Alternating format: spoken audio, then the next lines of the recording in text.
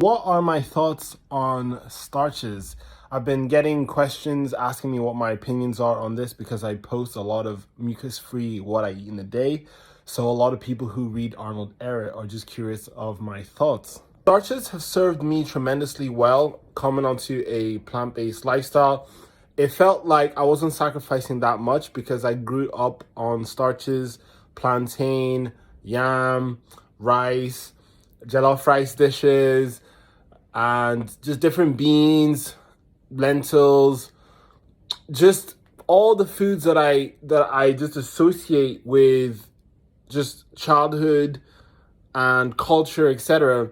That is what starches gave me, especially whenever I was embarking on eliminating all animal products. So for that, starches have served me tremendously well. It really allowed me to understand the cultural history of a plant-based lifestyle. In my experience, people tend to focus more on what they're losing than what they're gaining. So for me, even though at the time whenever I was getting rid of animal products as I was transitioning to a plant-based lifestyle, in my head I was like, oh, I'm getting rid of meat and dairy, this John McDougall guy, he's preaching the good word, etc.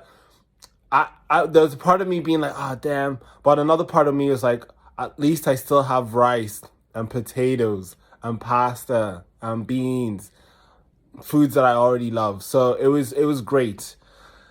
But what are my thoughts now on starches? Like, I think based on everything I said there, that is one of the big deals whenever it comes to using starches along this journey or along my journey. Starches are readily available. They are very consistent. Again, you're familiar with them. You can cook them up. They're relatively cheap. Rice, beans, potatoes, etc. Pasta, relatively cheap. Rice noodles. So they win in that category. And there are people who perform incredible athletic pursuits and feats based on starches. So that is all the upsides of starches. One side of starches is that once you get into that world and you believe that human beings are, say, starch-based, because you're listening to all the whole food plant-based doctors and educators, etc. What tends to happen is people put on blinders in the sense that they believe that that is the best they can do. They believe a whole food starch-based lifestyle is the best they can do. Now, this isn't true. From my experience and from the experience of so many other people who have read the works of Arnold Ehret, who have studied the raw food movement, who have studied the fruit-based movement, who have studied the evolution of our species, who study basic logic that tells you that we existed before we mastered fire. Because to master fire, to master anything, it takes time. So if humans existed before we mastered the use of fire, before we mastered the agricultural age, what did we eat? And then if you ponder on that and you ponder on the success of starches, then you're logically going to say it must be fruit. And why must it be fruit? I've said that 1,000 times, but can you think of a single food group that in its raw natural form requires no weapons, requires no seasoning, requires no cooking, in its natural form? Whenever we look at it, we're like, wow, that looks beautiful on the whole. Obviously not every fruit is going to be like appealing to you, but generally speaking, like when we look at fruits, we are amazed. Whenever we smell fruits, we're amazed. Whenever we taste fruits, we're amazed. We actually have the anatomy that can go out and acquire fruits. So if fruits were in front of us on a bush or on a tree, we have the capability to acquire that. Whereas if starches were in front of you or in a field, you're not going to be able to eat unless you have a tractor, unless you have pots, unless you have pans, unless you have a lighter, unless you have fire, etc. And what would be the benefit of going for fruit instead of starches? What would be the benefit of going for a fruit-based diet instead of a starch-based diet? The main reason a starch-based diet and a fruit-based diet can never be compared is because starches are scientifically seen as polysaccharides, which are complex structures of sugar. They're complex. The body has to break them down into a simple form. Now, your body breaking something down into a simple form, that is extra work. That is extra tax on the system to have to do that. Whereas with fruit, the same 1,000 calories of fruit is going to be easier for the body to absorb and utilize. Now, you cannot tell me that deriving glucose, vitamins, minerals in an easier form with less likelihood of having complications such as phytic acid, anti-nutrients, enzyme inhibitors, gluten sensitivities, intolerances, etc. You can't tell me that your body working less, having an easier time with a food group is not better. You will never be able to convince a logically minded person that that is not better. It's better. And that alone should win the argument. If there is one, if you're watching this. So, from my experience, whenever you eliminate starches from your diet and you do that for a long enough period of time, every aspect of your life improves. Every single one.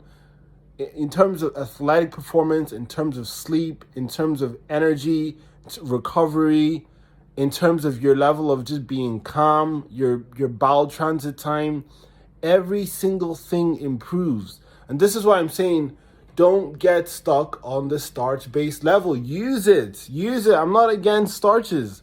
I promote a diet called fruits, roots, and greens. The main reason I actually promote this now is because I believe this is the closest you can possibly get to a fruit-based lifestyle without it being fully fruit-based. I think this is the closest while still engaging in starches, because potatoes don't have the complications that grains and beans do, and they have a high vitamin C content, which is very similar to a lot of fruits.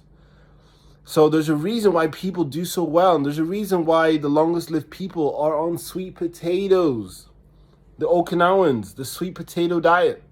One thing I didn't mention is that the less mucus production, the amount of people suffering, myself included, at times with a lot of mucus just pouring, just coughing and sneezing and tissues from a young age, endless tissues. And I remember the first time I did like maybe over a month mucus free. I was like, oh my goodness, this is decreasing every single day that goes by. Obviously, there's going to be some bouts while your system releases a lot more toxins than others.